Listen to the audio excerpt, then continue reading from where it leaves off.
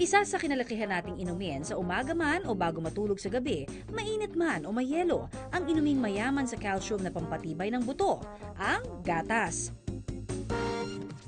Pero ang gatas hindi lang masustansya kapag ininom, mabisa ring pampakinis o pampalambot ng ating kutis. Katunayan, sa spa na ito sa isang hotel sa Makati, ginagamit nila ang fresh milk for relaxation. Inihahalo nila ito sa kanilang luxury milk and roses bath. Para ito subukan, makakasama natin this morning ang bagong Dabber Cats na si Luan D. Hello mga kapuso! Matapos ng isang nakakapagod na linggo, eto ngayon ako sa isang spa, sa isang hotel sa Makati City at ako ay magre-relax. It's time for me to pamper myself. Tara, samahan niyo ako. Ready na ako? Sa relaxing ambiance ng treatment room, si Luan, humilata ka agad. Ang kanilang bathtub, hinagisa ng rose petals at saka binuhusan nila ng 2 litro ng gatas. Milk is benefit for your skin, is moisturizing and also very nice for pampering. Nang naihanda na ang bathtub, si Luan, excited nang lumublog.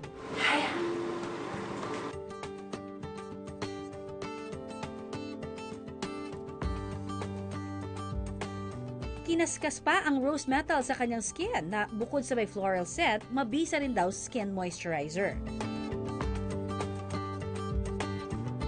Mararamdaman mo yung lagkit ng gatas na nasa skin mo, pero parang ang lambot agad, tapos may rose petals pa. Ang cow's milk kapag in-apply sa balat, nakatutulong sa pagpapalambot at pagpapaputi pa ng skin. Nakakatanggal din ito ng dead skin cells at nakapagpapaginhawa sa mga balat na na-inflame o yung na-sunburn. Katunayan, noong unang panahon, purong gatas pa nga ang ipinapanligo noon sa isa sa mga pinuno ng bansang Egypt na si Cleopatra.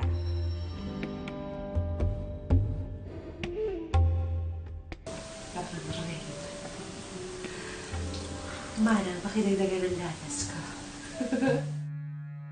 Pagkatapos ng kanyang 30-minute milk bath, si Luan mas na-relax sa 90-minute signature massage.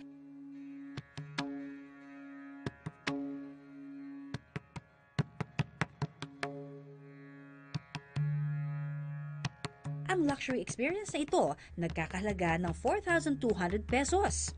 Ang sarap, sobrang na-relax ako. Parang na-repair yung katawan ko. Parang gusto ko nang matulog. Pwede bang ituloy ko na yung tulog ko dito? Parang ayoko nang bumangon. Hi, saya. Sa healing center naman na ito sa Quezon City, ang gatas o fermented buttermilk na hinaluan ng special herbs, ginagamit nila sa alternative medicine. Ang konsepto nito, nanggaling pa raw sa bansang India, daang taon na ang nakakaraan.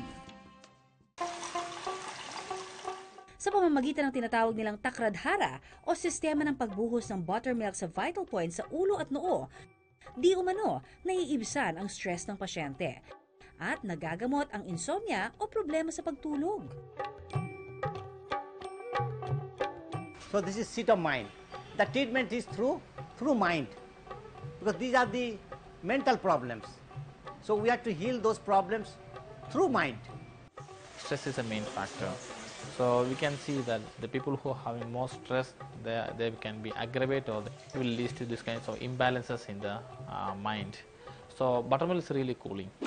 Si Jean, dahil malimit na gising sa gabi dahil sa kanyang trabaho bilang singer sa isang casino, nahihirapang matulog sa umaga. Dahil dito, madalas siyang nagiging bugnutin. Yung minsan para kang hindi ka makapag-isip ng tama, ganon. Stress ka palagi kahit wala ka namang problema. Hi. Morning.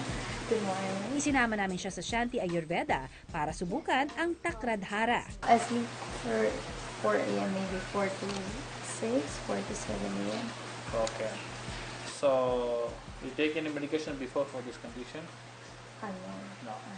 Matapos ang consultation, sinimula na ang treatment ni Jean. Pinahiga siya sa traditional Indian massage bed na kung tawagin ay droni. Pagkatapos, sinalinan ang Shirodhara pot ng buttermilk at saka dahang-dahang pinadaloy sa noo ni Jean.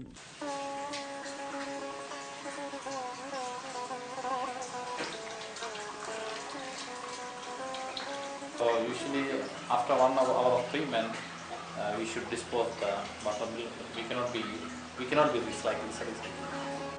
Ang cooling effect daw ng buttermilk ang di umano nakapagpapakalma ng utak ng pasyente at nagbabalik ng balanse sa ating sistema. 2,500 pesos kada 60-minute session ito. Nakakiliti at first, pero habang tumatagal, nakaka-relax na siya. Malamig, gano'n, medyo malamig yung Ang gatas na dati iniinom lang natin, may benepisyo ring hatid sa ating skin. Luho man ang mga ito para sa ilan, sa totoo lang, ang ginhawa ng mga hatid nito, hindi raw matatawaran.